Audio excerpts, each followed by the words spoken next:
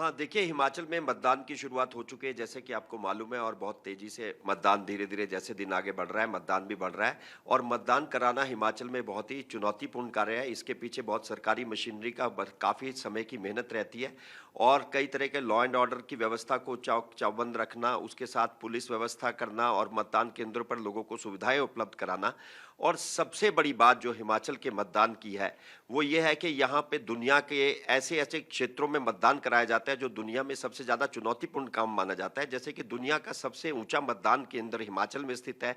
हिमाचल के जो जनजातीय क्षेत्र हैं अगर आप उनकी बात करें, वहाँ पर पोलिंग पार्टी को भेजना और वहाँ पर फिर वहाँ पे मतदान करवाना और उसके बाद वहाँ से उन मशीन्स को वोटिंग मशीन्स को वापस लॉक रूम में लाकर बंद करना, ये एक ऐसा काम है जो पर्दे के पीछे रहकर किया जाता है और इसकी तैयारियां बड़ी पहले से शुरू कर दी जाती है और जिस दिन मतदान होता है उस दिन भी तरह-तरह की बॉर्डर एरियाज पे कई तरह की चुनौतियां सामने आ जाती हैं और कानून व्यवस्था से जुड़ी चुनौतियां सामने आ जाती है। तो दो तरह का, एक तरफ तो प्रकृति से जूझना और दूसरी तरफ सामान्य ढंग से मतदान कराने की जो चुनौतियां रहती है प्रशासन के सामने, वो सब करना ये एक बहुत ही चुनौतीपूर्ण और दुनिया का अनूठा काम है जो कि इस क्षेत्र में होता है। तो इस सब के पीछे पूरा प्रशासनिक अमला रहता है और इसीलिए आज हम इस बारे में अधिक जानकारी के लिए आए हैं हिमाचल के मुख्य सचिव श्री आर डी धीमान के पास। आर डी धीमान जी से हम जानना चाहेंगे कि किस तरह के चुनौतियां इस बार के चुनाव में उनके सामने रही, किस तरह के इंतजामात उन्होंने इस बार के चुनाव में किए, चुनाव आयोग के साथ मिलकर किस तरह की व्यवस्था अभी चल रही है और क्या कहीं पे किसी तरह की कोई चुनौतीपूर्ण स्थिति कहीं लॉ एंड ऑर्डर को लेकर पैदा हुई है। तो सबसे पहले बात करेंगे हम कानून व्यवस्था की और मैं जानना चाहूंगा धीमान साहब आपसे कि क्या सभी कुछ सामान्य ढंग से पूरे प्रदेश में आपके पास जो सूचनाएं आ रही हैं लगातार सब कुछ ठीक चल रहा है? धन्यवाद Shashikant ji. In fact Himachal peaceful polling polling के लिए जी। पूरे प्रदेश देश भर में जाना जाता है।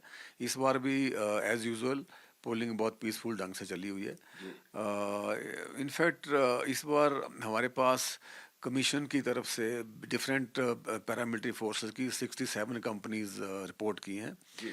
उसके अलावा प्रदेश सरकार ने कुछ राज्यों से होमगार्ड भी रिक्वेजिशन किए थे। जी। लगभग 4,000 करीब होमगार्ड हमने उत्तराखंड और यूपी से रिक्वेजिशन किए हैं। तो उसको मिला के जो कुल मिला के जो सब पोलिंग स्टेशन है वो 7884 हैं। जी। तो उसमें से 900 के करीब ऐसे हैं जो वल्नरेबल हैं।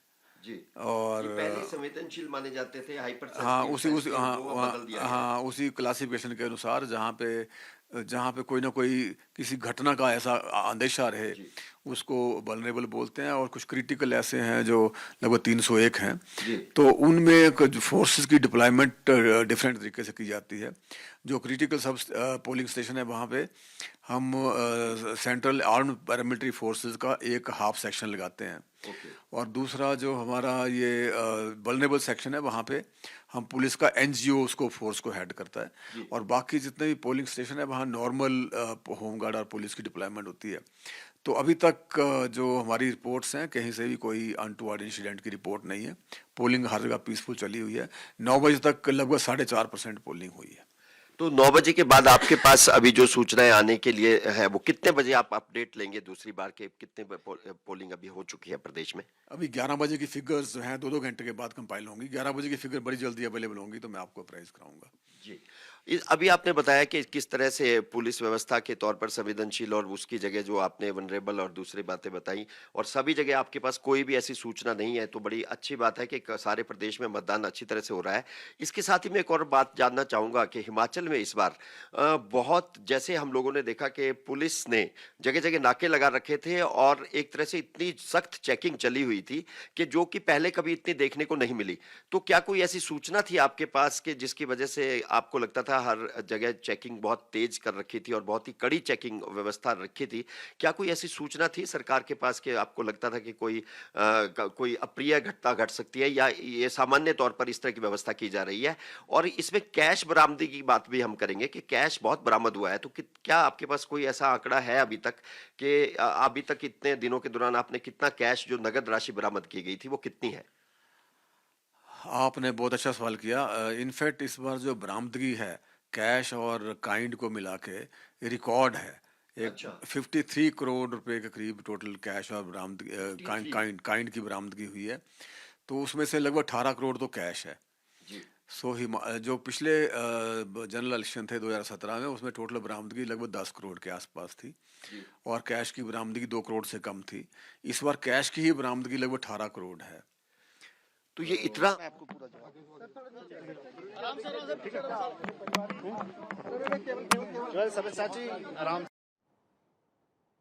तो देखिए, हिमाचल की जंग कौन जीतेगा, ये सवाल सबसे बड़ा है और इस सवाल को लेकर लगातार जनता के बीच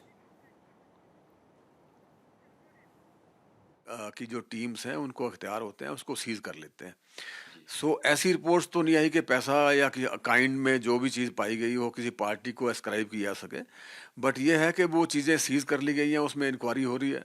तो डिपेंडिंग अपॉन वो क्या डॉक्यूमेंट दे पाते हैं और कैसे उसको एक्सप्लेन करते हैं, उस पर फर्दर निर्णय जो है रिस्पेक्टिव एजेंसी लेगी। जी, एक और दूसरी बात जो हम करना चाहेंगे, जैसे कि हिमाचल के बारे में लोग ये जानना चाहते हैं कि जैसे बड़ा भंगाल का एक बहुत ही चुनौतीपूर्ण वहाँ पे मतदान कराना है। हेलीकॉप्टर से वहाँ पे मतपेटियाँ पहले भेजी जाती थी, अब पोलिंग के लिए वहाँ पर आपको ये वोटिंग मशीन आप हेलीकॉप्टर के जरिए भेजते हैं।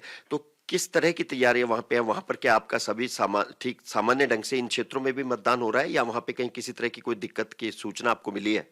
आपकी बात बिल्कुल ठीक है। बड़ा रिमोट क्षेत्र है, वहाँ पे पहुँचना मुश्किल है, सब बीच में पासेस हैं, तो वहाँ पे बर्फ़बारी हो जाती है। इसलिए हिमाचल का जो स्टेट हेलीकॉप्टर है उसके द्वारा हमने 2 सॉर्टीज़ करके पोलिंग टीम को वहाँ जाएगा। वहाँ एक पोलिंग स्टेशन है, तो लगभग 60-70 वोटर हैं। तो किंतु ये है कि हिमाचल के लिए वो भी बहुत इम्पोर्टेंट है।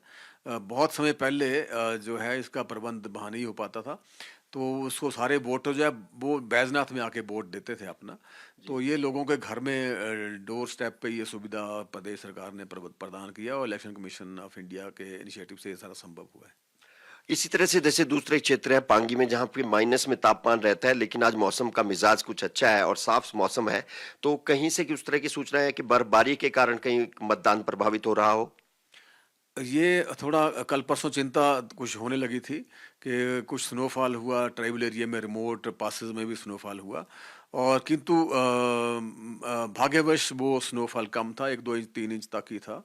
तो इसलिए लोकल जो लोग हैं वहाँ के लोकली टीमें हैं, बाहर से हम लोकल पोलिंग टीम नहीं भेजते, तो वो लोग वहाँ पे ट्रेंड होते हैं। 1-2 इंच स्नोफॉल में ज़्यादा फर्क नहीं पड़ता। फॉर्चुनेटली आज बड़ा अच्छा दिन है और सनी डे है और मुझे लगता है कि सब स्मूथली रिमोट एरिया में भी चल रहा होगा और अच्छी पोलिंग होगी इस बार। आमतौर पर हिमाचल में 70 से 75% के बीच में मतदान होता रहा है। इस बार आप कितनी उम्मीद करते हैं कि कितना मतदान होगा? देखिए, पिछले जनरल इलेक्शन में 2017 में 75.57% मतदान हुआ था, वो भी एक रिकॉर्ड ऑफ सॉर्ट ही था।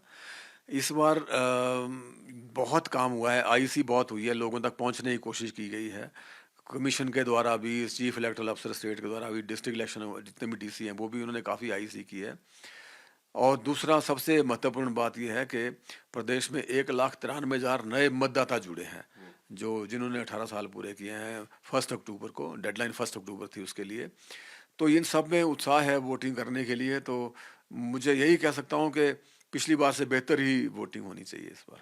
तो उम्मीद की जा रही है कि इस बार शायद 80% के करीब भी मतदान हो सकता है, जो हमें सूत्रों से पता चला है। चुनाव आयोग की यह उम्मीद है कि शायद 80% का मतदान हो, जो एक बहुत ही बड़ा आंकड़ा है। और जैसा कि अभी अभी हम मुख्य सचिव ने बताया कि 1,93,000 यानी 2 लाख के करीब ऐसे मतदाता हैं जो 18 साल से अधिक आयु के हैं। तो यह एक महत्वपूर्ण आंकड़ा है मुझे लगता है कि, और यह यूथ किस तरफ जाता है ये इस हवा का रुख भी तय करेगा। और अंत में हम आखिरी दौर में मुख्य सचिव जी से सिर्फ ये जानना चाहेंगे कि इस बार पहली बार लाहौल स्पीति जो कि जनजातीय क्षेत्र है हिमाचल का, वहां पर पहली बार रोहतांग टनल बनने के बाद उन लोगों को मतदान करने का अवसर प्राप्त हो रहा है, क्योंकि इससे पहले वहां पर सिर्फ हेलीकॉप्टर के जरिए जाया जाता था और 15 नवंबर के बाद सर्दियों की घोषणा होने के बाद इस क्षेत्र बंद हो जाता था। लेकिन अभी यह खुला हुआ है, तो इसमें वहां पर किस तरह का माहौल प्रशासनिक स्तर पर, क्योंकि बहुत ईजी हो गया है